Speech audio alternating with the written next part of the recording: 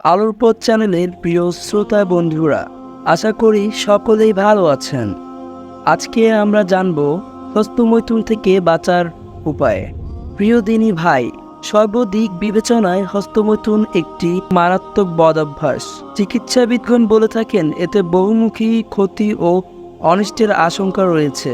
এতে এমন ক্ষতি রয়েছে যা স্বাস্থ্যের পক্ষে বড় বিপজ্জনক।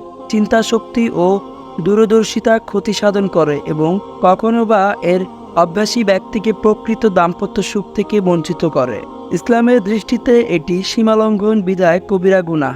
পবিত্র কুরআনে আল্লাহ তাআলা বলেন, তারা যেন তাদের দৃষ্টি নত রাখে এবং তাদের যৌনাঙ্গের হেফাজত করে।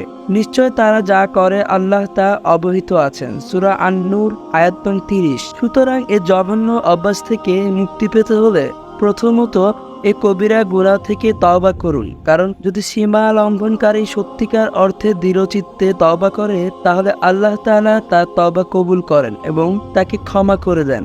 আল্লাহ তাআলা আরো বলেন, তবে যে তওবা করে, ঈমান আনে এবং সৎকর্ম করে, পরিণামে আল্লাহ তাদের পাপগুলোকে পুণ্য দ্বারা পরিবর্তন করে দেবেন।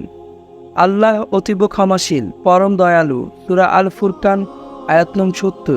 দ্বিতীয়ত, যদি আপনি আসলেই নিষ্কলুষভাবে আল্লাহর কাছে তাওবা করতে চান, তাহলে এই পাপে পুনরায় পতিত হওয়ার সকল উপায় উপকরণ বর্জন করুন। পর্ন ফিল্ম এবং নোংরা ছবি দেখাসহ ইত্যকার বিষয় থেকে বিরত থাকুন। দেখুন, আল্লাহ তাআলা এ জাতীয় সীমালঙ্ঘনকারীর তওবার আলামত হিসাবে বলেছেন, আর যে ব্যক্তি তওবা করে এবং সৎ কাজ করে তবে নিশ্চয় সে পরিপূর্ণ আল্লাহর দিকে প্রত্যাবর্তন করে। সূরা আল ফুরকান আয়াত নং 71। তৃতীয়ত, আল্লাহওয়ালাদের সোহবত গ্রহণ করুন, তাদের মজলিসে আসা যাওয়া করুন। এতে নফস নিয়ন্ত্রণ করা এবং তওবার উপর অটল থাকা আপনার জন্য সহজ হবে। আল্লাহ তাআলা বলেন, হে ঈমানদারগণ, আল্লাহকে ভয় করো এবং সত্যবাদীদের সাথে থাকো। সূরা আত-তাওবাহ 119। চতুর্থ, দৃষ্টি সংযত রাখুন। আল্লাহ তাআলা বলেছেন, তোমরা দৃষ্টি অবনত রাখো এবং লজ্জাস্থানের হেফাজত করো।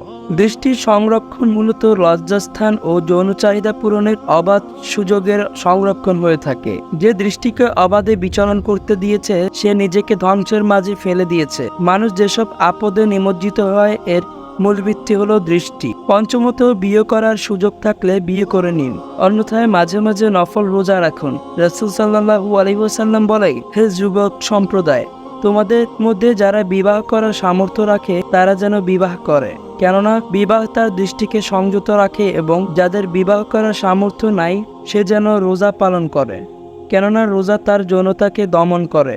বুখারী হাদিস নং 4996।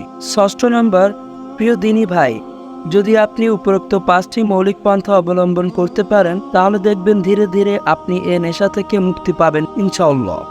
তবে পাশাপাশি আরও কিছু সাময়িক ব্যবস্থা আপনাকে বলে দিচ্ছি, আশা করি এগুলার প্রতিও যত্নবান হবেন।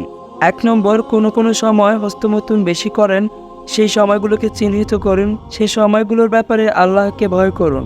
2 নম্বর, বাথরুম বা ঘুমাতে যাওয়ার আগে যদি উত্তেজিত থাকেন বা হঠাৎ কোনো সময়ে যদি এমন ইচ্ছে হয়, তাহলে সাথে সাথে কোনো কাজে ব্যস্ত হয়ে যান। 3 নম্বর, গোসল করার সময় এমন ইচ্ছা জাগলে শুধু ঠান্ডা পানি ব্যবহার করুন এবং দ্রুত গোসল ছেড়ে বাথরুম থেকে বের হয়ে উঠুন। 4 নম্বর, কম্পিউটার লিভিং রুম নিয়ে নিন, যাতে অন্যরাও দেখতে পায় আপনি কি করছেন। এতে পর্ন সাইটে ঢোকার ইচ্ছে কমে যাবে। প্রয়োজনে আপনার পিসিতে অ্যান্টি পর্ন জাতীয় সফটওয়্যার ইনস্টল করুন। এগুলা ইনস্টল করা থাকলে সাধারণত পর্ন সাইটে প্রবেশ করা যায় না।